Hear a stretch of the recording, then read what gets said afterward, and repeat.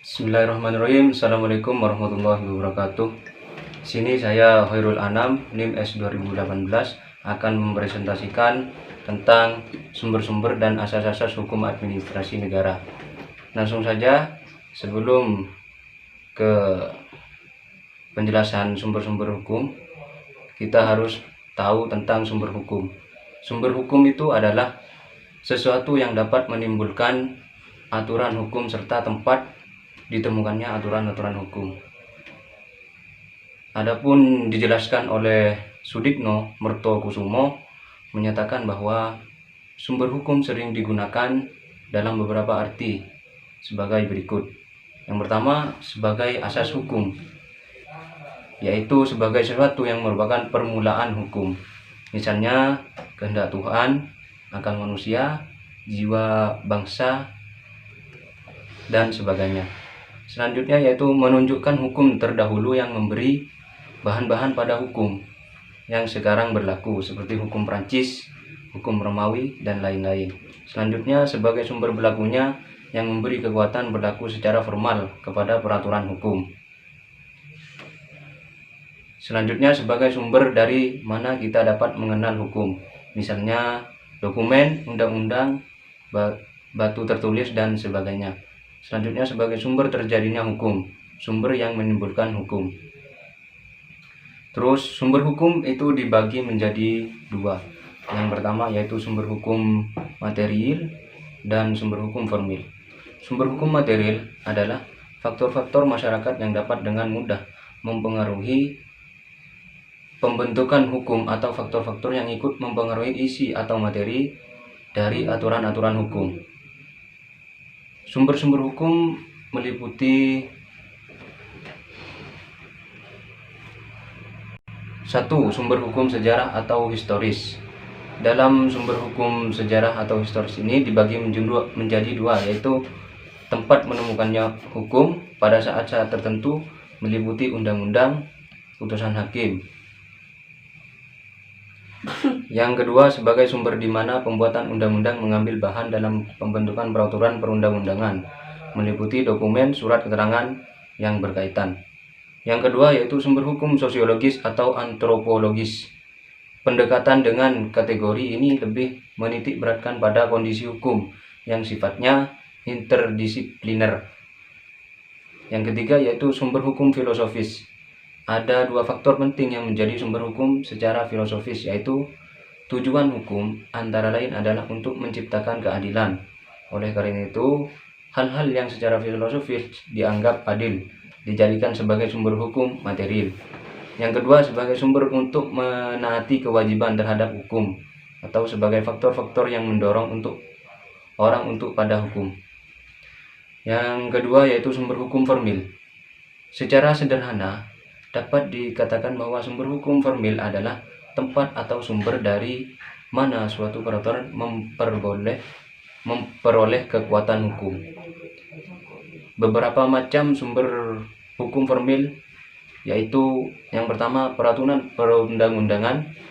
Peraturan perundang-undangan tercipta dalam konteks hukum positif tertulis yang dibuat, ditetapkan atau dibentuk oleh pejabat yang berwenang, yang berisi tingkah laku yang berlaku dan mengikat secara umum. Yang kedua bersifat komprehensif atau luas dan lengkap, merupakan kebalikan dari sifat-sifat yang khusus dan terbatas. Selanjutnya bersifat universal, diciptakan untuk menghadapi peristiwa-peristiwa yang akan datang yang belum jelas bentuk konkretnya. Selanjutnya bersifat memiliki kekuatan untuk mengoreksi dan memperbaiki dirinya sendiri. Yang kedua, kebiasaan atau praktek tata usaha negara, yaitu keputusan yang dikeluarkan oleh alat administrasi negara dikenal sebagai keputusan tata usaha negara. Dalam mengeluarkan keputusan atau ketetapan-ketetapan ini muncul praktek administrasi negara yang melahirkan hukum administrasi negara. Selanjutnya yang ketiga yaitu jurisprudensi. Dimaknai sebagai keputusan hakim terdahulu atau keputusan suatu badan peradilan terdahulu yang sudah mempunyai kekuatan hukum yang tetap kemudian diikuti oleh hakim yang lain secara terus-menerus. Selanjutnya yang keempat yaitu doktrin. Doktrin dipahami sebagai sebuah ajaran hukum atau pendapat para pakar atau ahli hukum yang berpengaruh. Selanjutnya saya akan menjelaskan tentang asas-asas hukum administrasi negara. Yang pertama yaitu asas ne bis vexari rule, adalah asas yang menginginkan setiap tindakan dalam administrasi negara itu harus berdasarkan undang-undang. Yang kedua, asas principle of equality, yaitu asas yang menginginkan agar ketika ada sesuatu kasus maupun fakta yang serupa, seluruh alat administrasi negara haruslah mempunyai keputusan yang serupa. Yang ketiga, asas principle of proportionality, yaitu asas yang menginginkan penjatuhan hukum dalam proporsi yang wajar bagi pegawai yang telah melakukan kesalahan. Yang keempat, asas principle of legality, adalah asas yang menginginkan agar hak yang telah diperoleh seseorang berdasarkan keputusan pejabat. Yang kelima, asas principle of motivation, adalah asas di mana pejabat administrasi negara maupun pemerintah harus punya motivasi yang kuat, adil, benar, dan jelas. Yang keenam, asas of non-minus, adalah asas yang menginginkan agar pejabat administrasi negara dalam pengambilan keputusan tidak memakai kewenangan ataupun keluasannya.